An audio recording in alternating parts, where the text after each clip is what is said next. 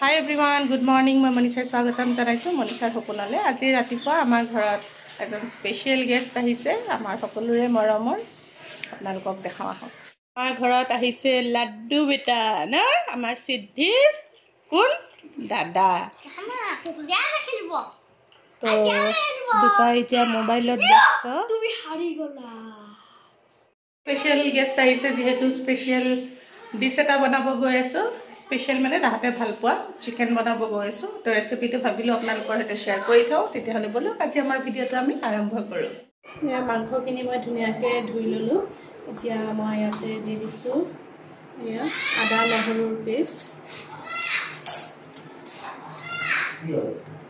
দিছোঁ, অকণমান হালধি গুড়ি, অকণমান জিৰা গুড়ি, অকণমান ধনিয়া গুড়ি, কাশ্মীৰী লাল মিৰ্চ পাউডাৰ আৰু দিছোঁ অকণমান নিমখ।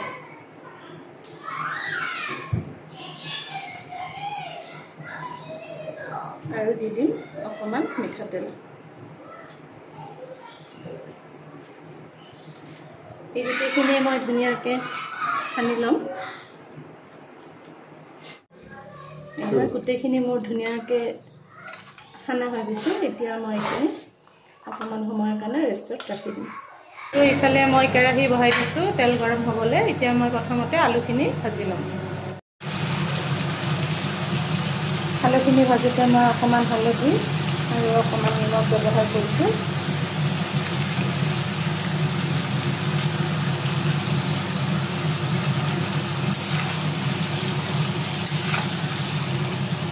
এই ৰেচিপিটো বনাবলৈ মোক আৰু এটা পেষ্ট লাগিব। মই এটা লৈছোঁ আদা নহৰু, কাজু আৰু এনেকৈ পিঁয়াজ লৈছোঁ। এইখিনি এতিয়া মই পেষ্ট কৰি ল'ম। এইফালে মোৰ আলুখিনি ধুনীয়াকৈ ৰঙা ৰঙাকৈ ভজা হৈ গৈছে। এতিয়া মই এইখিনি উঠাই থ'ম।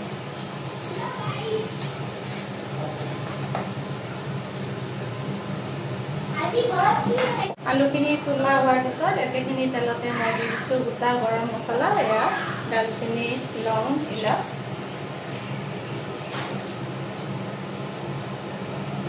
আৰু দিছোঁ তেজপাত।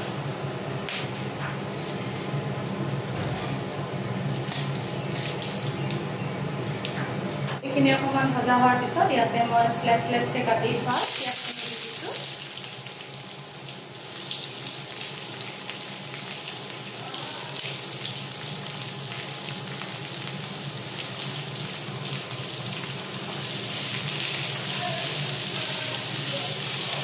গোটেইখিনি ধুনীয়াকৈ মই ভাজি লওঁ। পিঁয়াজখিনি অকণমান ৰঙা ৰঙাকৈ ভজা হোৱাৰ পিছত এতিয়া মই ইয়াতে দি দিম পেষ্ট কৰি থোৱা মছলাখিনি। এয়া পিঁয়াজ, আদা নহৰু আৰু কাজু।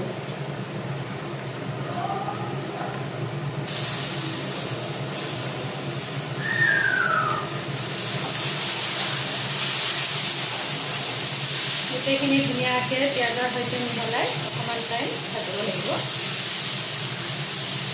আৰু আপোনালোকে এইখিনি জেগাত মন কৰিব, বাদাম দিয়াৰ কাৰণে গেছৰ ফ্লেমটো ল' কৰি থ'ব। কাৰণ বাদাম দি গেছৰ ফ্লেম যদি হাই কৰি থয় অলপ লাগি ধৰিব। সেইকাৰণে গেছৰ ফ্লেমটো ল' কৰি বাদামখিনি মছলাখিনি ভালকৈ ভাজিব। এইখিনি ধুনীয়াকৈ ভজা হৈ গৈছে। আদা নহৰু কেঁচা গোন্ধ গুচি গৈছে। এতিয়া মই ইয়াতে মেৰিনেট কৰি থোৱা চিকেনখিনি দি দিম।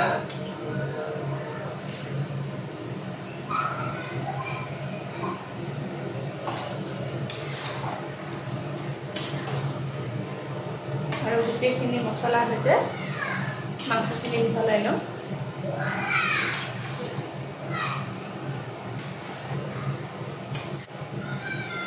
গোটেইখিনি মছলাৰ সৈতে ভালকৈ মিহলাই দিলোঁ আৰু গেছৰ ফ্লেমটো হাই কৰি দিছোঁ অকণমান। গোটেইখিনি ধুনীয়াকৈ মিহলোৱা হোৱাৰ পিছত এতিয়া মই গেছৰ ফ্লেমটো মিডিয়াম টু হাই ৰাখি অকণমান সিজিব দিম। ঢাকনিখন গুচাই মই ধুনীয়াকৈ ওপৰতল কৰি মিলাই দিলোঁ। ধুনীয়াকৈ ভজা হৈ গৈছে। এতিয়া মই ইয়াতে ব্যৱহাৰ কৰিম এয়া ফেটি লোৱা দৈ।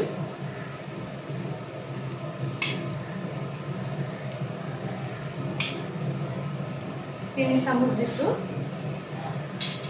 আৰু দিম অকণমান গাখীৰ।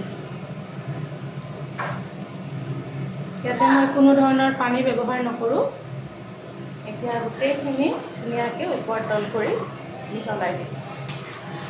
গোটেইখিনি ধুনীয়াকৈ মিহলোৱা হৈ গৈছে। এতিয়া মই ঢাকনখন মাৰি 2 মিনিটমান থৈ দিম, কাৰণ তেতিয়াহে দৈ আৰু গাখীৰৰ ফ্লেভাৰটো মাংসত ধুনীয়াকৈ সোমাই যাব।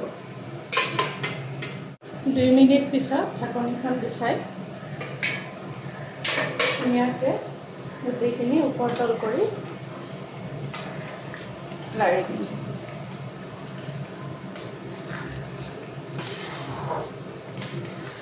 এতিয়া আৰু ঢাকনি মই ব্যৱহাৰ নকৰোঁ।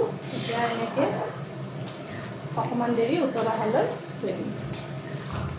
এইখিনি ধুনীয়াকৈ ভজা হোৱাৰ পিছত এতিয়া মই ইয়াতে ভাজি থোৱা আলুখিনি দি দিম।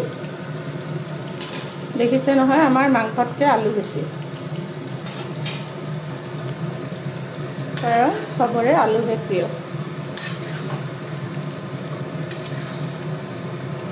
গোটেইখিনি আলু মছলাৰ সৈতে ধুনীয়াকৈ মিহলাই দিম। মিহলাই উঠি অকণমান সময় উতলা হোৱালৈ থৈ দিম।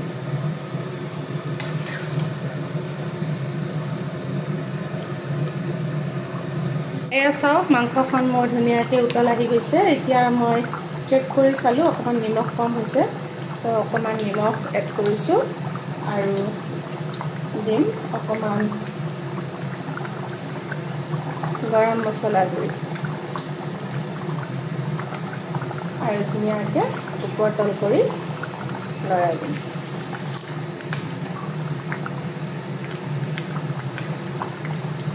এয়া চাওক, গোটেইখিনি মিলোৱা হোৱাৰ পিছত অকণমান সময় উতল আহিবলৈ থৈছিলোঁ, তো ধুনীয়াকৈ উতল আহি গ'ল। তাৰমানে মাংসৰ আঞ্জা ৰেডি। তো দেখি ভাল লাগিছেনে বাৰু? গোন্ধটো যে কি ধুনীয়া ওলাইছে, আপোনালোকে যদি ঘৰত বনায় তেতিয়াহে গম পাব, আৰু খায়ো খুব ভাল লাগে। তো আপোনালোকক আচল ৰিভিউ মই দিম আমাৰ লাড্ডু বেটা আৰু সিদ্ধি বেটাৰ পৰা। আৰু এইফালে মোৰ লাড্ডু, মোৰ ধুনু বেটা, আৰু এইটো বদমাছ। দুটাৰ যি উৎপাত, ঘৰৰ অৱস্থা চাওক।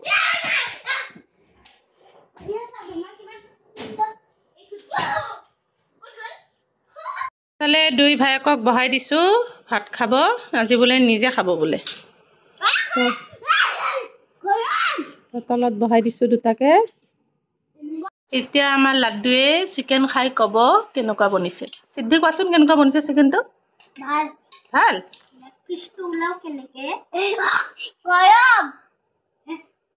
লাড্ডু খাই কোৱা চিকেনৰ জোলটো কেনেকুৱা বনিছে? ভাল বনিছে? সঁচাকে নে?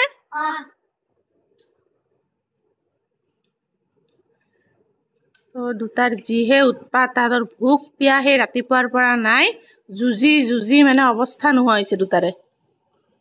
আমাৰ লাড্ডুটো খোৱাত খুবেই বেয়া। সি সেই দেখিছে নহয়, সেই বগা ভাত খাই আছে।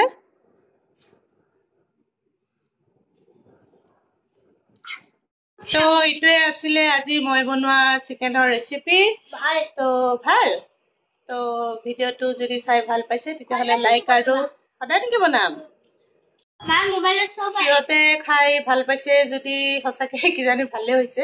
আৰু এনেও আগতেও আমি বনাইছোঁ এইটো ৰেচিপি, খাই খুবেই ভাল লাগে। আৰু বাচ্ছাৰ কাৰণে এইটো খুবেই হেল্ডি হয়, যিহেতু কাজু, দৈ, গাখীৰ সকলোখিনি দিয়া হয়। তো এবাৰ হ'লেও আপোনালোকে এই ৰেচিপিটো ঘৰত ট্ৰাই কৰিব। তেতিয়াহ'লে ভিডিঅ'টো আৰু দীঘলীয়া নকৰোঁ। আশা কৰিছোঁ ভিডিঅ'টো চাই ভাল পাব, আৰু যদি ভাল পায় লাইক আৰু শ্বেয়াৰ কৰি দিব। তেতিয়াহ'লে লগ পাইছোঁ অন্য এটা নতুন ভিডিঅ'ৰ সৈতে। বাই কৰি দিয়া, বাই কৰি দিয়া।